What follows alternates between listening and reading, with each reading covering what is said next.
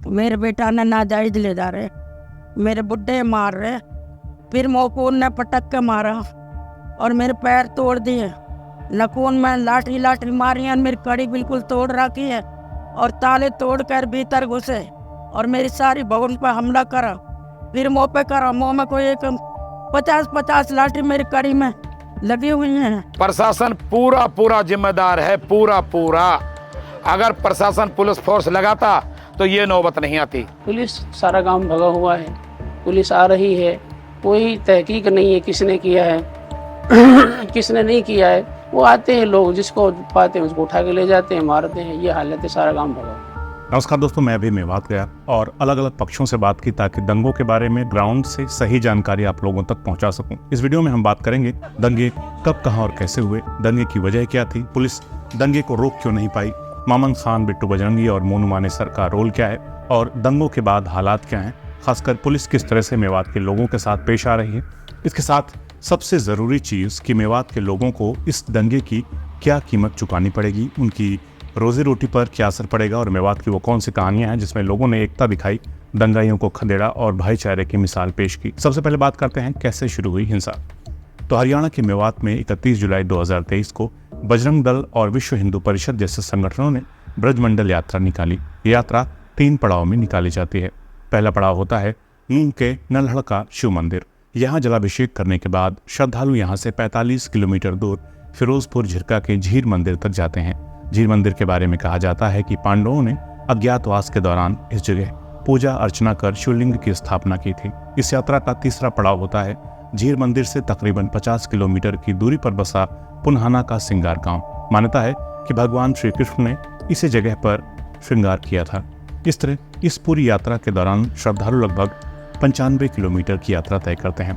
पिछले 3 सालों से ये यात्रा निकाली जा रही है, लेकिन इस बार नल्हड़ महादेव के मंदिर में जलाभिषेक के बाद जब यात्रा नाच गाने के साथ हथियार लहराते हुए नूंह के शहीदी पार्क तक पहुंची, तभी पथराव होने लगा। पहला पत्थर किसकी तरफ से चला, इसे लेकर दोनों पक्ष एक दूसरे पर आरोप लगा रहे हैं। इसके बाद थोड़ी ही दूर पर स्थित मेवली मोड़ पर फिर झड़प हुई और धीरे धीरे स्थिति बिगड़ने लगी। यात्रा में शामिल श्रद्धालु जान बचाने के लिए इधर उधर भागने लगे। ज्यादातर श्रद्धालु वापस नल्हड़ शिव की तरफ चले गए, जिसमें बजरंग दल के लोग भी शामिल थे। इन दोनों झड़पों में हिंदू पक्ष से कहा गया कि पहले से ही मेवात के मुस्लिम समाज के लोगों ने साजिश की थी। वहीं मुस्लिम पक्ष की तरफ से कहा गया कि उस वक्त मोनू मानेसर जिंदाबाद जैसे नारों से लोग भड़के और फिर उस वक्त उस जगह पर मौजूद लोगों ने, जिसके हाथ में जो आया उसने एक दूसरे को मारना शुरू कर दिया। कोई प्लानिंग नहीं थी। शहीदी पार्क और मेवली मोड़ की लड़ाई में वहां मौजूद लोगों ने ही भड़काऊ नारों का विरोध किया और मामला हिंसक हो गया। अब शुरू होती है असली कहानी। जब यात्रा आगे न बढ़कर मंदिर की ओर वापस चली गई और शहीदी पार्क, जिसको तिरंगा पार्क भी कहते हैं, वहां झड़प की खबर आसपास फैली तो मंदिर की तरफ एक भीड़ जाने लगी। इन लोगों के पास अवैध हथियार थे, मुंह बंधे हुए थे और इन्होंने रास्ते में मौजूद गाड़ियों में भी आग लगा दी और मंदिर में छुपे लोगों और पुलिस पर भी फायरिंग शुरू कर दी। ये थोड़ी फायरिंग होती हुई, ये फायरिंग होती हुई, कुछ नहीं तो पुलिस चलाई। ये भाई के गोली लग गई। भाई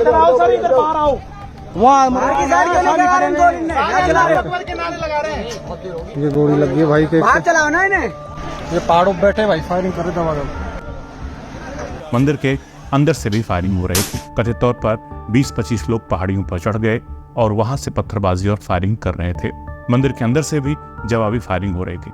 इसके बाद इसी भीड़ में से कुछ लोग दोपहर 3 बजे के आसपास तिरंगा पार्क से उल्टी दिशा में करीब 2 किलोमीटर चले और नूंह की अनाज मंडी में स्थित साइबर क्राइम थाने पर हमला कर दिया। दंगाइयों ने सबसे पहले एक बस लूटी और फिर उससे साइबर थाने के बाहर पुलिस की 2 PCR वैन को टक्कर मारी। दंगाइयों ने बस से पहले थाने के गेट में टक्कर मारी। गेट नहीं टूटा तो बस को रिवर्स किया और फिर थाने की दीवार को टक्कर मारकर तोड़ दिया। पुलिस पर फायरिंग भी की और जान बचाने के लिए थाने में मौजूद पुलिसकर्मियों ने भी 100 राउंड से ज्यादा फायरिंग की। नूंह में हुए इस बवाल का असर मेवात के कुछ और हिस्सों में दिखा। मेवात के एक दूसरे इलाके बड़खल चौक पर पुलिस और भीड़ के बीच झड़प हुई। भीड़ ज्यादा होने के चलते पुलिस वाले जान बचाकर भाग गए, जिसके बाद बड़खल चौक की कथित तौर पर हिंदू दुकानों को निशाना बनाया गया। हाँ, उस दिन मैं वहाँ पे था। मैंने वहाँ पर दुकान खोल रखी थी, बैठा था, तो इधर मस्जिद की तरफ से पथराव हुआ था एकदम। जब पहला ही पथराव हुआ था तो हम वहाँ से हमने देख लिया भाई ये सिचुएशन क्या है, तो हम वहाँ से छोड़ के भाग लिए। अगर हम वहाँ से नहीं भागते तो वहाँ हमारी हकीकत में मृत्यु हो जाती उस दिन। हमने तो अपनी जान की रक्षा करी थी, माल की नहीं करी थी। माल तो फिर मिल जाएगा लेकिन जान बचाओ। तो हमारी बड़कली चौक पे दुकान है, वो वहाँ से नमाज हुई थी। नमाज होने के बाद में मुसलमान आए थे सारे, तो हमारे हिंदू भाइयों की सारी दुकान जला दी। मुसलमान का एक भी नुकसान नहीं हुआ। पूरे उस चौक पर किसी भी मुसलमान की दुकान नहीं जलाई गई? मुसलमान की एक भी दुकान नहीं जलाई गई। सारी हिंदुओं की गिन गिन के पूछ के जलाई गई सारी दुकान। किस चीज़ की दुकान थी? हमारी समोसे की रेडी थी। जैसे गिड़ पत्थर लेकर आए, चारों रोड पर से घेर लिए हम तो 10 मिनट अगर वहाँ से नहीं आए तो हमको भी जला दे। वहाँ पर हमारे जान चली जाती वहाँ पर। सरकार की तरफ से कोई बात हो रही है कि मुआवजे की, या फिर क्या होगा कुछ? मुआवजा तो होना चाहिए जी। अब सर नु बताओ, नुकसान इतना होया हमारा। कोई बात हुई अभी तक? अभी तक कोई बात नहीं है हमारे साथ। इतना हुल्लड़ दंगा आया था, इतना हुल्लड़ दंगा आया था। और वहाँ पर इन्होंने क्या किया जी, एक एक दुकान टारगेट की, छांट कर भाई ये हिंदू की है, ये मुसलमान की है, ये हिंदू की है, ये मुसलमान की है। मुसलमान की दुकान छोड़ते गए, हिंदू की जलाते गए, लूटते गए, छोड़ते गए। इसके अलावा बवाल पुन्हाना के गांव सिंगार में भी देखने को मिला, जहां अफवाह के चलते सिंगार और आसपास के लोगों ने राहगीरों के साथ मारपीट की, एक कार और 3 मोटरसाइकिलों को आग के हवाले कर दिया। इसके बाद शाम होते होते हिंसा की लपटें नूंह से लगभग 30 किलोमीटर दूर सोना तक पहुंच गईं और वहां पर भीड़ ने मुस्लिमों को निशाना बनाया। लेकिन इस पथराव, हिंसा और आगजनी में कई हिंदुओं को भी नुकसान का सामना करना पड़ा। हिंसा यहीं नहीं रुकी। इसके बाद देर रात में भीड़ ने गुरुग्राम के सेक्टर 57 में एक निर्माणाधीन मस्जिद में आग लगा दी और उसके बाद नायब इमाम की गोली मारकर हत्या कर दी। ये तो थी दंगे कब, कहां और कैसे भड़के, क्या क्या हुआ। अब सवाल ये उठता है कि दंगे को पुलिस रोक क्यों नहीं पाई, जबकि पहले से ही सोशल मीडिया पर इस यात्रा को लेकर दोनों पक्षों की तरफ से धमकियां, चेतावनी और भड़काऊ पोस्ट किए जा रहे थे। यही नहीं, इस यात्रा की परमिशन भी पुलिस प्रशासन ने दी थी। हालांकि एडमिनिस्ट्रेशन ने यात्रा में हथियारों की परमिशन नहीं दी थी, लेकिन फिर भी यात्रा में शामिल लोगों के पास हथियार कैसे आए और पुलिस ने उन्हें रोका क्यों नहीं। और सबसे अहम बात यह कि जब इतने दिनों से माहौल बन रहा था, मामला संवेदनशील था, तो एसपी वरुण सिंगला छुट्टी पर क्यों गए? दोनों पक्षों के लोगों ने पुलिस प्रशासन की नाकामी पर सवाल उठाए। गांव में आकर सरपंच ने मशवरा किया, हिंदू मुस्लिम सबको साथ लेकर के गांव पहले थाने पे गया कि भाई एसएचओ साहब ये क्या हो रहा है, कि जी हम नहीं जाएंगे तब तक जब तक बाहर से पुलिस हमारे लिए मदद के लिए नहीं आएगी। हमारे पास इतनी पुलिस नहीं है, हम कुछ नहीं कर सकते। तो सरपंच ने आश्वासन दिया एसएचओ साहब को कि हम तुम्हारे साथ हैं, हम मरेंगे, हम मिटेंगे, हम तुमको आँच नहीं आने देंगे, लेकिन आपके वजह से ये कंट्रोल हो जाएगा, आप हमारे साथ चलो, हम आपकी मदद करेंगे, आप हमारी मदद करो। क्यों हमारे यहाँ पे इतना बड़ा नुकसान होना दे रहे हो आप लोग? तब जाके एसएचओ साहब हमारे गांव वालों के साथ जाके निकला है। गांव वालों ने जाके वहाँ पे उनको भगाया है और जो आगजनी हो रही थी, किसी ने मोटर चला के उसको बुझाया है और किसी ने सामान को दुकान में से निकाल के सामान को बचाया है, पुलिस के साथ में गश्त लगाया है। इस तरह से वहाँ पे, और फिर उसके बाद भी इतना बड़ा नुकसान होने के बावजूद देर रात तक बाहर से पुलिस हमारे यहाँ नहीं आई सर। तो मैं तो यही कहूँगा, कोई भी इंसान यही सोचेगा कि भाई इसमें, क्योंकि प्रशासन की और सरकार की इतनी बड़ी लापरवाही यही दर्शाती है कि इसको खेल खेला गया है। प्रशासन पूरा जिम्मेदार है, पूरा। अगर प्रशासन पुलिस फोर्स लगाता तो ये नौबत नहीं आती, दंगाइयों नहीं आते दंगाई यहाँ पे। ये पुलिस प्रशासन की ही ढील है जो ये मामला हमारे साथ हुआ। ये अब डिटेल में समझ लेते हैं कि इस दंगे की वजह क्या है। तो साल 2014 के हरियाणा विधानसभा चुनाव में बीजेपी की सरकार बनी, मनोहर लाल खट्टर मुख्यमंत्री बने और साल भर के भीतर 2015 में खट्टर सरकार ने गाय के वध और तस्करी पर रोक लगाने के लिए गौरक्षा कानून बनाया। इस कानून के बनने के बाद जो लोग सरकारी कर्मचारी नहीं थे, उन्हें भी गोरक्षा के नाम पर कानून और व्यवस्था को अपने हाथों में लेने और क्षेत्र में मुसलमानों पर हमला करने के लिए एक तरह से कानूनी मंजूरी मिल गई। लेकिन यहाँ समझने वाली बात यह है कि मेवात का पूरा इलाका गरीबी से जूझ रहा है और ज़्यादातर लोग खेती किसानी करने वाले हैं, जानवरों को पालने वाले हैं और पशु ही इस इलाके के लोगों का धन है, रोजी रोटी का जरिया है। ध्यान देने वाली बात यह है कि यहाँ इस इलाके में लोग गाय, भैंस, बकरी दूध के लिए भी पालते हैं, खेती के लिए भी पालते हैं, देश के दूसरे हिस्सों में जानवरों को बेचते हैं और अपनी ज़रूरत के हिसाब से खरीदते भी हैं। मेवात में ले भी आते हैं। ये भी सच है कि यहाँ से गायों के वध की खबरें भी आई हैं, लेकिन गोरक्षा के नाम पर मोनू मानेसर और बिट्टू बजरंगी जैसे लोगों ने मेवात के मुस्लिमों पर अत्याचार करना शुरू कर दिया। पशु पालना, खरीदना, मेले में जाकर बेचना मेवातियों के लिए मुश्किल होता चला गया। ऐसे भी केसेस आए जिसमें मेले से पशु खरीदने की लीगल पर्ची होने के बावजूद इन कथित गोरक्षकों पर उन्हें पीटने, लूटने और पैसा उगाहने के आरोप लगे। इन गुंडागर्दी के मामलों को पूरे राज्य, पूरे देश में मीडिया के जरिए गोरक्षा के नाम पर जस्टिफाई किया गया। हरियाणा के बेरोजगार युवक इसमें शामिल होते गए और गुंडागर्दी बढ़ती चली गई। बहुत पीछे न जाकर इसी साल फरवरी के महीने में मेवात इलाके के ही नासिर और जुनैद को एक गाड़ी में जलाकर मार दिया गया था। इसका आरोप भी गोरक्षकों पर लगा। इस हत्याकांड में भी मोनू मानेसर का नाम आया था, जिसके बाद काफ़ी हल्ला मचा था। मोनू मानेसर के समर्थन में विश्व हिंदू परिषद ने पंचायत बुलाई थी और राजस्थान पुलिस को चेतावनी दी गई थी कि वो मोनू मानेसर को ना पकड़े। मोनू मानेसर को बचाने का आरोप भी खट्टर सरकार पर लगा। इस मामले पर मेवात इलाके के ही फिरोजपुर झिरका विधानसभा के एमएलए मामन खान ने विधानसभा में मोनू मानेसर को चुनौती दी। मोनू मानेसर ने आपके भेजे थी, आप बैठिए। इस भड़काऊ बयान के बाद गोरक्षकों की तरफ से भी लगातार सोशल मीडिया के जरिए उकसाने वाले बयान दिए जा रहे थे। पिछले 3 सालों से विश्व हिंदू परिषद और बजरंग दल के लोग मेवात इलाके से ब्रजमंडल शोभा यात्रा निकाल रहे थे, लेकिन इससे पहले कोई भी घटना नहीं घटी थी। मगर इस बार शोभा यात्रा के जस्ट पहले मोनू मानेसर का वीडियो आया, जिसमें उसने कहा कि वो रैली में शामिल होगा। जय गौ माता, जय श्री राम। मैं आपका भाई मोनू मानेसर, बजरंग दल प्रांत गोरक्षक प्रमुख, बजरंग दल हरियाणा से सभी भाइयों को बड़ी खुशी के साथ बताया जा रहा है 31/7/2023 दिन सोमवार को मेवात ब्रजमंडल यात्रा है। सभी भाई बढ़ चढ़कर हिस्सा ले और बढ़ चढ़कर मेवात के सभी मंदिरों में जाएं, तो ज्यादा से ज्यादा संख्या में सभी भाई जाएं। हम खुद यात्रा में शामिल रहेंगे और हमारी पूरी टीम वो यात्रा में शामिल रहेगी। तो सभी भाई जोरों शोरों से गौ माता का नाम लेकर, प्रभु श्री राम का नाम लेकर और मेवात यात्रा में बढ़ चढ़कर हिस्सा ले। जय गौ माता, जय श्री राम, जय सभी भाइयों की। दूसरी तरफ से भी सोशल मीडिया पर मेवात के लोगों ने मोनू को आने की चुनौती दी। सरकार होश माजा और नासिर जुनैद को भी हमने इंसाफ चाहिए, ठीक है ना। लेकिन इसके बाद तथाकथित गोरक्षक बिट्टू बजरंगी का एक वीडियो आया, जिसे हिंसा की मुख्य वजह मेवात के लोगों ने बताया।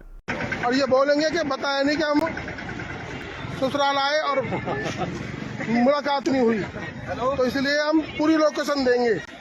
अभी हम पाली हैं और निकलेंगे धौस से ही। फूल माला तैयार रखना, कोई दिक्कत नहीं है। आ रहे तुम्हारे? हाँ बिल्कुल। इसके बाद दंगे भड़क गए, जिस पर हमने बात की। अगर ये यात्रा जो शोभा यात्रा है, इसका मेवात वासी पिछले ये 3 साल से या 4 साल से लगातार आ रही है, तो कभी कहीं कोई भी दिक्कत नहीं हुई। मोनू मानेसर जहाँ तक की सब बात है, वो एक क्रिमिनल है जिस पे नासिर जुनैद 2 भाइयों की हत्या का आरोप है। वो भाई ने मुकदमा उस पर दर्ज है। राजस्थान पुलिस उसे ढूंढ रही है।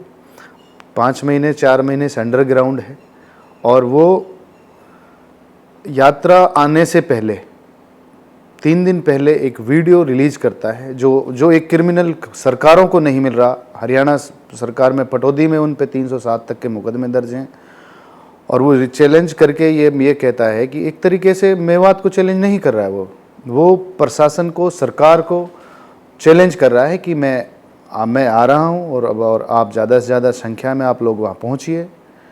और एक तरीके से पूरे मेवात में, पूरे राजस्थान, यूपी जो मेवात से बिलोंग करते हैं, उन सारे लोगों में ये रोष था कि उनके एक तरीके से लोगों को, एक जो नौजवान लड़के हैं, जो नौजवान तबका है, जिनका यही नहीं पता है कि जो सोशल मीडियम से एक दूसरे से जुड़े हुए हैं, और एक तरीके से उनमें ये आवाज़ गई कि मोनू मानेसर आ रहा है और उस पर हमको, उसने जैसे उन्हें हमारे भाइयों को जलाया है, उस पर हम इस तरीके से एक स्प्रेड हुआ मैसेज सोशल मीडिया पे, एक तरीके से सोशल मीडिया वार चली।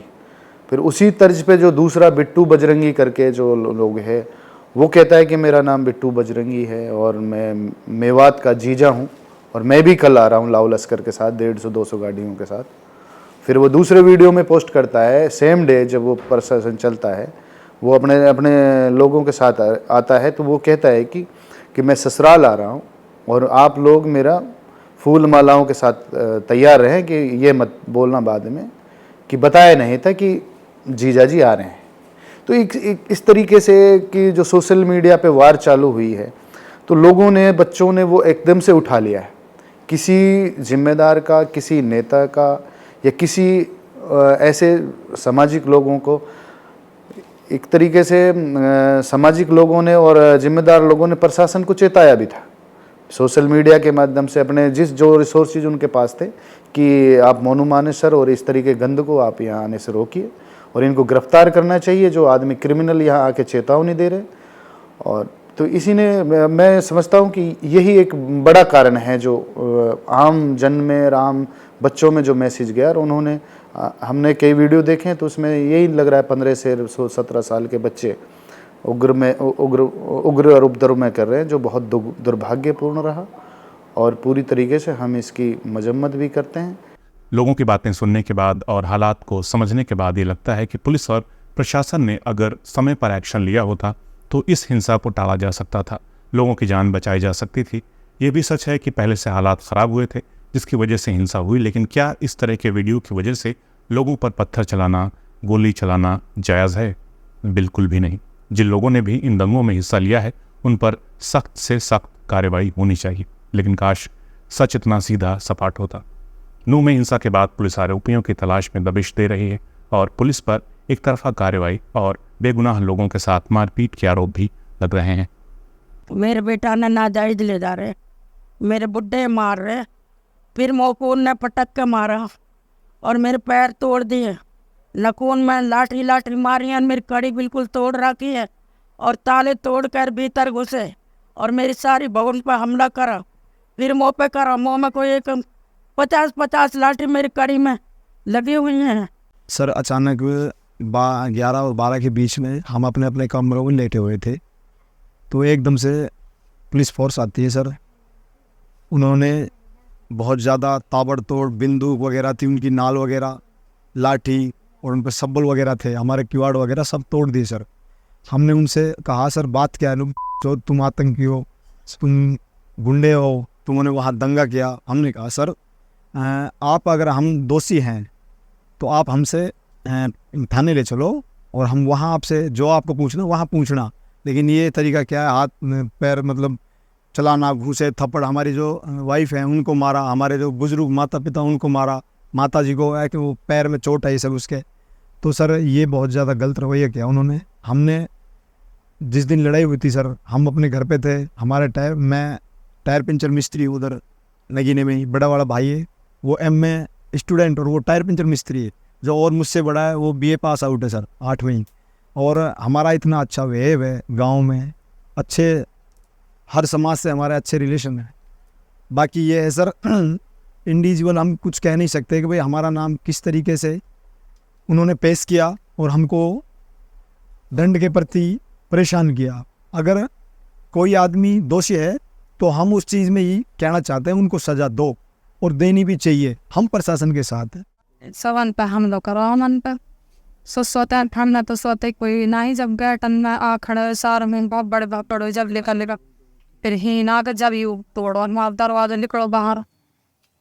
हम तो मिल कर ले ना हमारे कोई लूड़ा ना कुछ लोग नहीं घुस गए घर में, तोड़ के गए में जब लाए खींच कर निकलो बाहर। जब मारे तो ये ना देख रहे वे मानिए नहीं सब ने मार रहे तो लेडीज पुलिस थी या फिर आदमी ये था और सिर्फ पुलिस ही नहीं। इधर ये कह रहे लेडीज पर हाथ मत उठा, हम चलते रहे तब न हम से लेनी है तो फिर भी मार रहे, फिर भी ना मान रहे। मेरा नाम इंसाफ मोहम्मद है जी, गाँव नगीना से है और मेरी दुकान है बड़कली चौक जी। क्या हुआ था? सर रात को तकरीबन 12 का टाइम था तो लगभग यहाँ पर 6-7 गाड़ी आई थी। तो उन्होंने ये गेट बजाया, गाली वाली दे रहे थे, तो मैं आया, मैं बोला भाई मैं आ रहा हूँ, कपड़े तहर के आ रहा हूँ, आप रुक जाओ, मैं आया। लेकिन वो यहाँ के दीवार फांद के आए, गाली वगैरह दे रहे थे। माँ बैठी थी, माँ पे हमला कर दिया, बाप पे हमला कर दिया, ये छोटे भाई इन पे भी इतने में कपड़ा पहन का इतने उन्होंने यहाँ पे मारपीट चालू कर। इन दोनों को ले जाने लगे। मैं बोला कि भाई मैं आ रहा हूँ, कपड़े भाई मेरे को लेने के लिए आया तो मैं आ तो रहा हूँ, कपड़े पहन कर आ रहा हूँ। फिर वो इन पे तो हाथ उठाए, मेरे पास नहीं उठाया। गाड़ी में बैठा के ले गए सर। वहाँ पे हमने आइडेंटिफाई करे, उन्होंने लाइट वगैरह में बैठा जाए। तो फिर उन्होंने ये लगाओ जी बुरा बर्ताव किया था वहाँ पे। फिर अपने SHO थे, उनके साथ हमने कोऑपरेट किया था। वो जिस टाइम वो घटना घटी थी, हम उनके सिक्योरिटी गार्ड बन के गए थे, तीनों भाई SHO के। तो मैंने उनसे बोला सर हमने आपको हर चीज़ में कोऑपरेट कराया, बच्चों को बचा के लाए, दुकान भी बचाई। तो उन्होंने फिर हमारे लिए आश्वासन दिया। तो मेरे को तो रात नहीं छोड़ दिया। हमारे 2 बच्चे अब भी पकड़ पाए।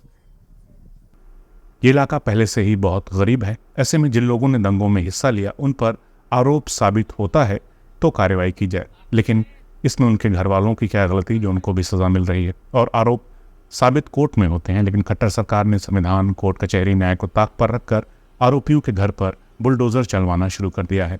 हैरानी की बात यह है कि इस पर विपक्ष भी कुछ खास नहीं बोल रहा है और ना ही कोई सरकारी संस्था है जो इस तरह से नागरिक अधिकारों की हत्या पर खट्टर सरकार से सवाल पूछ सके। इतनी ही न्यायप्रिय सरकार है तो फिर बिट्टू बजरंगी और मोनू मानेसर जैसे लोगों के घर पर अब तक बुलडोजर क्यों नहीं चला? दंगों के बाद मेवात में रहने वाले दोनों समुदायों के लोगों में डर है, उनका नुकसान हुआ है, उसकी भरपाई कैसे होगी इसको लेकर भी लोगों में अनिश्चितता है। इसके अलावा दंगों के बाद मेवात के वे लोग जो ड्राइवर्स हैं, जो ड्राइवरी का काम करते हैं, एक बड़ी तादाद है लोगों के जो पेट पालने के लिए ट्रक चलाते हैं मेवात में, वे डरे हुए हैं और हालात एकदम सामान्य होने तक उनका काम भी प्रभावित हो रहा है और इससे मेवात क्षेत्र के लोगों को काफ़ी नुकसान उठाना पड़ रहा है। लेकिन इस नफरत भरे माहौल से कुछ सुकून देने वाली एकता और भाईचारे की कहानियां भी सामने आई हैं। नूंह से लगभग 18 किलोमीटर की दूरी पर बसे गांव भादस में बने गुरुकुल को लगभग 200 दंगाइयों ने घेर लिया था। दंगाइयों के हाथ में पेट्रोल था जिससे छात्र और आचार्य सभी डर गए, लेकिन जैसे ही इसकी सूचना गाँव वालों को मिली, सरपंच शौकत गाँव के दूसरे लोगों के साथ भागकर गुरुकुल पर पहुंचे और सभी गुरुकुल के गेट पर खड़े हो गए। दंगाइयों ने बहुत कोशिश की लेकिन गांव के लोगों ने उन्हें खदेड़ दिया। सरपंच शौकत ने कहा, भादस गांव का आर्य गुरुकुल गांव की शान है। इस गुरुकुल की सुरक्षा करने की जिम्मेदारी गांव के हिंदुओं से ज़्यादा मुस्लिमों की है। जब तक हम जिंदा हैं इस गुरुकुल पर आंच नहीं आने देंगे। यदि किसी ने इस पर हमला करने की कोशिश की तो उसके साथ कहीं हद तक जाकर गाँव के मुस्लिम भी जवाब देंगे, अंजाम चाहे जो भी हो। ये एक कहानी नहीं है। इसके अलावा 40 साल के बैंक मैनेजर रवि गुप्ता पिनंगुआ ब्रांच में काम करते हैं। वे दफ्तर के बाद अपने घर जा रहे थे, तभी तकरीबन 5:30 बजे के आसपास एक भीड़ ने सिंगार गांव के पास उनकी मोटरसाइकिल रुकवाई और उनकी पिटाई करने लगी। बाइक को आग लगा दी, लेकिन एक बुजुर्ग ने खुद पिटते हुए रवि गुप्ता को वहां से निकाला, जिसके बाद बैंक में ही काम करने वाले एक 28 साल के नौजवान मोहम्मद मुस्तफ़ा ने रवि गुप्ता और एक दूसरे बैंक कर्मचारी कपिल बंसल को सुरक्षित जगहों पर पहुंचाया। इसके अलावा सिंगार ब्रांच के असिस्टेंट मैनेजर को भी एक मुस्लिम युवक मोहसिन ने अपनी जान पर खेलकर दंगे से बाहर निकाला। ये वो कहानियां हैं जो हमें नफरत के दौर में सुनाने और दोहराने की ज़रूरत है। इसी तरह मेवात की ही एक और कहानी मिलती है 84 कोस परिक्रमा की। हम सब जानते हैं कि हिंदू ब्रज में 84 कोस परिक्रमा करते हैं। कहते हैं कि भगवान श्री कृष्ण से जब यशोदा माँ और नंद बाबा ने 4 धाम की यात्रा की इच्छा जाहिर की तो भगवान श्री कृष्ण ने कहा कि आप बुजुर्ग हो गए हैं, इसलिए मैं आपके लिए यहाँ सभी तीर्थों और 4 धामों को आह्वान कर बुला लेता हूँ। लोग इस यात्रा को पैदल लगभग 40 दिनों में पूरा कर पाते हैं। इस दौरान वे कई जगहों पर रुकते हैं और यात्रा मेवात इलाके से भी गुजरती है। मैंने देखा कि मेवात के नीमका गांव में मुस्लिम समाज के लोगों ने एक स्कूल में श्रद्धालुओं के रुकने और खाने पीने की व्यवस्था कर रखी थी। ये देखकर काफ़ी अच्छा लगा। ठहरने बैठने की सब व्यवस्था बहुत अच्छी रही हमारी। फिर भी हम मानते हैं कि हमारी बहुत यात्रा मंगल में हुई। हमसे भी कहा था हमारे घर वालों ने फ़ोन करके, अरे बेटे माँ लड़ाई हुई है, गोलीबाजी हो रही है और ये हो रहा है। अरे मैंने मम्मी डर के आगे जीत है, हम डरते नहीं हैं। आगे अगर कोई सीने में वार करे तो हम माने कि हाँ कोई चीज़ है, नहीं तो हम तो सब आनंद मंगल हम पंडिताई करते हैं पानीपत से। आप यहाँ पर आए, आपने कुछ ऐसा देखा कि आप जिससे लोगों को डरने की ज़रूरत है या फिर कुछ नहीं की वजह जो है वाजिब थी? बहम बढ़ देती है दुनिया। क्या बढ़ देती है? बहम। माँ इतना डर है, माँ गोली चल रही है, माँ ये है, माँ वो है। ऐसा कुछ नहीं है। हम इंसान हैं, ये इंसान नहीं है। हम खाते पीते हैं, ये खाते पीते नहीं हैं। अल्लाह भगवान सब एक है, कोई अलग नहीं है। आपको कहीं से ऐसा लगा कि आपके साथ भेदभाव किया जा रहा है? कुछ नहीं। इन कहानियों से एक उम्मीद मिलती है, पता चलता है कि अभी भी मोहब्बत बाकी है और देर नहीं हुई है। हम सब अगर चाहें तो अपने इस प्यारे देश को बचा सकते हैं। वीडियो अच्छा लगा हो तो चैनल को सब्सक्राइब ज़रूर कर लें दोस्तों। अगर मुझे सपोर्ट करना चाहते हैं तो चैनल को ज्वाइन भी कर लीजिए। महीने में मुझे आपसे सिर्फ 29 रुपये चाहिए। ग्राउंड पर भटकता आपका ये दोस्त समझेगा कि आपने उसे चाय पिला दी। बहुत बहुत शुक्रिया दोस्त, आपने वीडियो को अंत तक देखा। मिलते हैं अगले वीडियो में एक नए टॉपिक के साथ। नमस्कार।